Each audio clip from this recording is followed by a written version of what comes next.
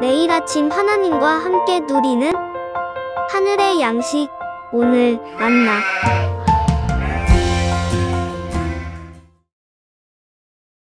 제8장 사무엘이 늙음에 그의 아들들을 이스라엘 사사로 삼으니 장자의 이름은 요엘이요 차자의 이름은 아비야라. 그들이 브엘세바에서 사사가 되니라. 그의 아들들이 자기 아버지의 행위를 따르지 아니하고 이익을 따라 뇌물을 받고 판결을 굽게 하니라. 이스라엘 모든 장로가 모여 라마에 있는 사무엘에게 나아가서 그에게 이르되, 보소서, 당신은 늙고 당신의 아들들은 당신의 행위를 따르지 아니하니 모든 나라와 같이 우리에게 왕을 세워 우리를 다스리게 하소서. 우리에게 왕을 주어 우리를 다스리게 하라 했을 때 사무엘이 그것을 기뻐하지 아니하여 여호와께 기도하매 여호와께서 사무엘에게 이르시되, 백성이 내게 한 말을 다 들으라.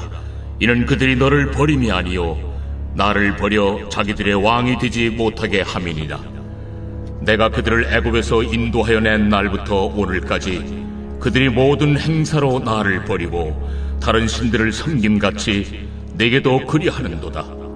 그러므로 그들의 말을 듣되 너는 그들에게 엄히 경고하고 그들을 다스릴 왕의 제도를 가르치라. 사무엘이 왕을 요구하는 백성에게 여호와의 모든 말씀을 말하여 이르되, 너희를 다스릴 왕의 제도는 이러하니라. 그가 너희 아들들을 데려다가 그의 병거와 말을 어거하게 하리니 그들이 그 병거 앞에서 달릴 것이며 그가 또 너희 아들들을 천부장과 50부장을 삼을 것이며 자기 밭을 갈게 하고 자기 추수를 하게 할 것이며 자기 무기와 병거의 장비도 만들게 할 것이며 그가 또 너희의 딸들을 데려다가 향료 만드는 자와 요리하는 자와 떡 굽는 자로 삼을 것이며 그가 또 너희의 밭과 포도원과 감람원에서 제일 좋은 것을 가져다가 자기의 신하들에게 줄 것이며 그가 또 너희의 곡식과 포도원 소산의 11조를 거두어 자기의 관리와 신하에게 줄 것이며 그가 또 너희의 노비와 가장 아름다운 소년과 나귀들을 끌어다가 자기 일을 시킬 것이며 너희의 양떼 10분의 1을 거두어 가리니 너희가 그의 종이 될 것이라. 그날에 너희는 너희가 택한 왕으로 말미암아 부르짖되 그날에 여호와께서 너희에게 응답하지 아니하시리라. 백성이 사무엘의 말 듣기를 거절하여 이르되, 아니로소이다. 우리도 우리 왕이 있어야 하리니 우리도 다른 나라들 같이 되어 우리의 왕이 우리를 다스리며 우리 앞에 나가서 우리의 싸움을 싸워야 할 것이니이다. 사무엘이 백성의 말을 다 듣고 여호와께 아뢰매 여호와께서 사무엘에게 이르시되, 그들의 말을 들어 왕을 세우라. 사무엘이 이스라엘 사람들에게 이르되, 너희는 각기 성읍으로 돌아가라 하니라.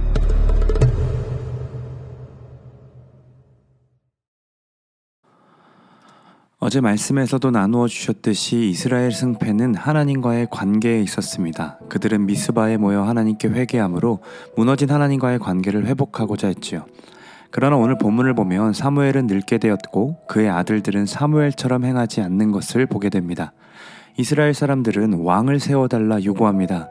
어찌 보면 당연하게 요구하는 것처럼 느껴집니다. 그러나 그들이 정말로 회개했고 하나님과의 관계를 회복하는 그 기쁨을 맛보았다면 이렇게 문제가 생겼을 때에 사무엘을 찾아가 기도를 요청했어야 합니다. 그리고 하나님께서 어떻게 자신들을 인도하실지 기다렸어야 했죠. 그런데 그들은 자신들이 이미 계획과 방도를 다 정해놓았습니다. 5절에 나와 있듯이 그들은 다른 나라와 같이 왕이 필요하다라는 거였습니다. 애국과 블레셋처럼 그들을 다스릴 만한 카리스마 가진 왕을 원했고 그 왕이 자신들을 강국으로 만들어줄 거라 생각했던 겁니다. 이스라엘은 신정국가입니다. 광야의 생활부터 지금까지 하나님께서 왕으로 계셨고 다스리셨습니다. 그러나 왕을 달라는 요구가 하나님을 버리는 것임을 알지 못했습니다. 도리어 사사시대처럼 하나님이 왕으로 계심에도 왕이 없다 생각하고 자기 옳은 소견대로 행했던 시대로 돌아가는 것을 깨닫지 못했습니다. 하나님은 그들의 마음을 이미 아셨습니다. 7절을 보시면 그들이 너를 버림이 아니요 나를 버려 자기들의 왕이 되지 못하게 함이니라 하고 말씀하십니다. 그리고 8절을 보시면 애굽에서 인도하였는 날부터 오늘까지 그들이 모든 행사로 나를 버리고 다른 신들을 섬긴 같이 내게도 그리하는도다 하시듯 왕을 구하는 일이 곧 하나님을 버리는 일이며 결국 왕이라는 우상을 섬기는 일임을 알지 못했던 겁니다. 그러나 하나님께서는 이스라엘의 요청에 왕을 주시고자 합니다. 자녀를 키우다 보면 자녀가 안 되는 일을 요청할 때가 있습니다. 부모가 안 된다고 하는 이유는 자녀가 다치는 것을 알기 때문이죠. 그러나 자녀는 부모의 뜻을 알지 못하고 요청을 들어줄 때까지 때를 씁니다. 그럴 땐 안 되는 일을 허용함으로 그것이 얼마나 쓰고 아픈 일인지 경험해봐야 깨달을 때가 있습니다. 그러나 부모로서 자녀가 다칠 수 있음에도 원하는 대로 허용할 때는 그것이 그 자녀의 목숨을 빼앗는 일이 아닐 때입니다. 또한 자녀가 실수하고 넘어지고 더러워진다 해도 얼마든지 씻길 수 있고 회복할 수 있는 능력이 부모에게 있을 때 자녀의 고집을 꺾지 않고 그대로 해보라고 허용해 주죠. 하나님께서는 그들의 요구에 왕을 주시는 이유도 이와 같습니다. 그리고 하나님은 왕의 제도를 그들에게 주심으로 제대로 된 왕으로 세우고 싶어 하십니다. 11절부터 18절까지의 말씀은 하나님이 사무엘에게 전해주신 왕의 제도입니다. 그런데 사실 읽어보면 왕의 제도라기보다 왕이 생길 경우 얻게 되는 결과를 말씀해 주십니다.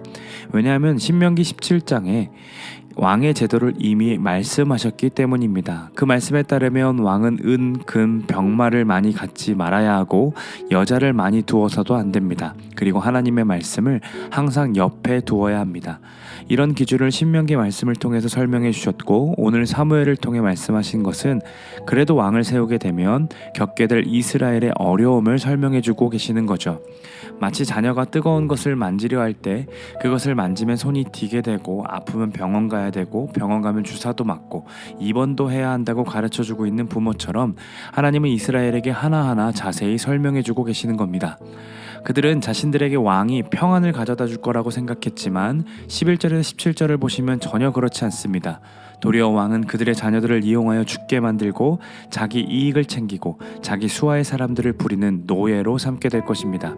그런데 이것이 꼭 왕을 섬기는 일만이 아니라 우상을 섬기는 일은 다 이러한 결과를 가져다 주죠. 보십시오. 돈을 우상 삼으면 우리는 돈에 끌려다니게 됩니다. 음식이 우상이 되고 또 내 미래가 우상이 되면 결국 우리는 그것을 먹을 때까지 또 이룰 때까지 자유함이 없게 됩니다. 11절에서 17절의 말씀은 결국 왕을 세우는 일이 애굽으로 돌아가는 것임을 가르쳐주고 계시는 겁니다. 이러한 이야기를 듣는다면 어떻게 반응하고 대답해야 할까요? 생각 잘못했습니다. 하나님이 왕이 되어주세요. 하나님이 왕이셔야 합니다. 이게 우리의 올바른 대답 아닐까요? 그런데 이스라엘 백성이 뭐라고 합니까? 19절과 20절을 봅니다. 아니로소이다. 우리도 우리 왕이 있어야 하리니 우리도 다른 나라들과 같이 되어 우리의 왕이 우리를 다스리며 우리 앞에 나가서 우리의 싸움을 싸워야 할 것이니이다 하는지라. 여기서 보시면 우리라는 말을 강조하고 있습니다. 하나님의 뜻에 벗어난 자들의 말의 습관이 여기서 나옵니다. 자기 중심적인 대화라는 것이죠. 하나님의 말씀이 들려도 듣지 않습니다. 도리어 내가 이게 필요하고 내가 어쩔 수 없었고 내가 그래야만 했다고 이야기하는 것처럼 아닙니다. 우리도 우리의 왕이 우리를 다스리며 우리 앞에 나가서 우리의 싸움을 이렇게 말하고 있는 겁니다. 그들이 왜 이렇게 왕을 원했을까 생각해보면 그들의 눈이 보이는 것에 머물러 있었기 때문이라 생각됩니다. 전쟁을 할 때도 그랬습니다. 언약궤가 있다고 해서 하나님이 계시는 것이 아니라 보이지 않는 하나님은 여전히 그들과 함께 하셨는데 그들은 보이는 언약궤로 승리를 얻었다고 생각했죠. 그러나 그들은 패배했습니다. 그리고 그 패배의 원인을 자신들에게서 찾지 않았습니다. 자신들이 하나님과의 바른 관계를 유지하지 못했기 때문이라 생각하지 않고 블레셋에게서는 있었지만 우리에겐 없는 것이 무엇인가를 생각했던 겁니다. 그리고 그게 바로 왕이었습니다. 왕이 없어서 졌다고 생각했던 거죠. 하나님께서는 오늘 우리 말씀을 통해서 우리에게 너의 왕은 누구인가 라고 물으십니다. 우리가 꼭 있어야 된다고 말하며 그것을 얻기 위해 애를 쓰고 있는 것이 무엇입니까? 남들은 다 가지고 있는데 나는 가지지 못해서 그렇게 속이 상하고 하나님이 주시지 않아서 내가 원하는 대로 인도해 주지 않아서 마음이 어려운 것은 무엇입니까? 바라기로는 세상 사람들 모두가 원하는 그 눈에 보이는 것이 아니었으면 좋겠습니다. 보이지 않지만 우리를 떠나지 아니하시는 그 하나님이 우리가 원하고 바라는 것이었으면 좋겠습니다. 하나님을 더 사랑하고 싶은데 그러지 못해서 안달이 나는 우리였으면 좋겠습니다. 거룩하게 구별되고 싶고 순전한 마음으로 주님을 따라가고 싶은데 때때로 들어오는 욕심으로 인해 그 불순물들을 제거하고 싶어서 회개를 사랑하는 우리였으면 좋겠습니다. 그토록 가지고 싶어 했던, 그리고 있어야만 된다고 생각했던 그 왕이 바로 우리 주 하나님이셨으면 좋겠습니다.